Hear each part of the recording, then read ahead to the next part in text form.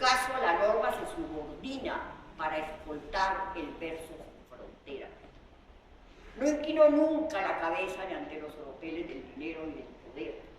Por eso tal vez esa construcción sin repello de sus versos, esa sintaxis entre bronca y dulce, presente aún en lo más sutil de su intensa poesía de amor.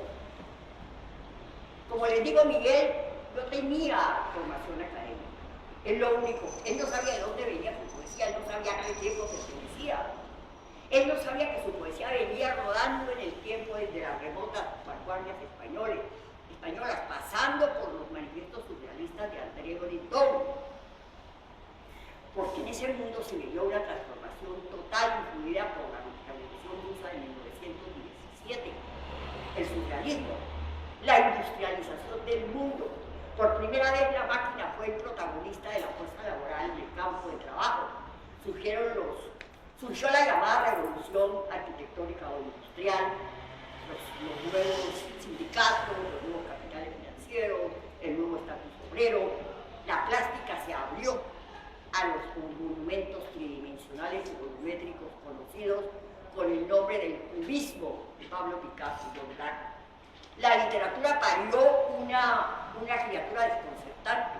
El peruano César Vallejo publicó su segundo libro titulado Trilce, y todos sabemos la influencia de ese libro en la poesía española de habla castellana, en la poesía contemporánea. Él echó por tierra todo lo que se considera hasta ese momento el discurso aceptado, el discurso poético, y construyó una palabra desnuda, directa, una mezcla de clamor y protesta que todavía sigue siendo supremamente influente. Parece que ese es un libro a veces crítico, se publicó en 1923, porque esos fueron tiempos de grandes hechos y de grandes libros. En ese tiempo, en 1926, se publicó en Buenos Aires, y esto lo tenemos que saber los colombianos, la primera antología salida de manos latinoamericanas, prologada por Vicente Huidobro, Jorge Luis Borges y Alberto Hidalgo, y también tenía parte de la obra de cada uno de ellos, y habían convocado a 61 países a los que representaba un poeta, y por Colombia estuvo solamente Luis Vidales con su poemario Suenan Timbres. Con Suenan Timbres, publicado en Bogotá en 1926, sucedió algo terrible. La crítica colombiana lo negó, le volvió la espalda, tuvo que esperar 50 años para ser reconocido como lo que es el primer ejemplar de la poesía surrealista colombiana. En cambio allá lo conocían como digno representante de Colombia. Colombia en ese tiempo aportó dos libros muy importantes: La vorágine de Gustavo Rivera, publicada en el 23, y el poemario que les nombro, Suenan Timbres de Vidal, publicado en el 26. Publicó Pablo Neruda 20 poemas de amor y una canción desesperada en 1924. Publicó Federico García Lorca su único libro surrealista, Poeta en Nueva York. Fue la época de los grandes movimientos poéticos que hoy en día son un recuerdo, pero en su momento fueron referentes muy importantes. El creacionismo de Huidobro, el ultraísmo de Borges. Surgieron en Colombia los grandes oradores de plaza pública, entre los que sonaba duro la voz de María Cano. Y aprovecho esta oportunidad para decir que aquí nosotros no le hemos dado a María Cano el lugar que merece, ni siquiera la izquierda colombiana. Fue un tiempo de transformaciones, pero totalmente irreversibles. El surrealismo, se industrializó el mundo, cambió la vida, apareció una suprarrealidad al margen de todo lo que se consideraba como lógico en la economía, la política, hasta en la manera de vivir. A pesar de que somos un país tan tradicional y que en ese tiempo, al final, en los sectores del modernismo, quizá León de Grey y el Tuerto López en Cartagena avisoraban lo que se venía, el Congreso de Colombia lo venía, y fue Luis Vidal el que escribió, el que rompió ese encantamiento. A ese tiempo maravilloso, mágico, irreversible y necesario pertenecía Miguel Hernández en forma protagónica, pero él no lo sabía. Él lo único que sabía era que tenía que decir lo que venía cantando. Por eso sus poemas son seres autónomos, obedientes solo al oído del Creador.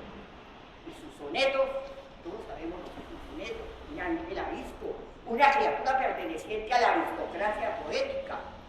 Para escribir un buen soneto se necesitan muchas cosas.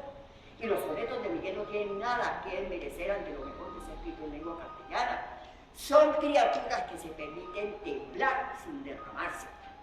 Están hechos mis huesos a estas penas y a las desolaciones que está haciendo.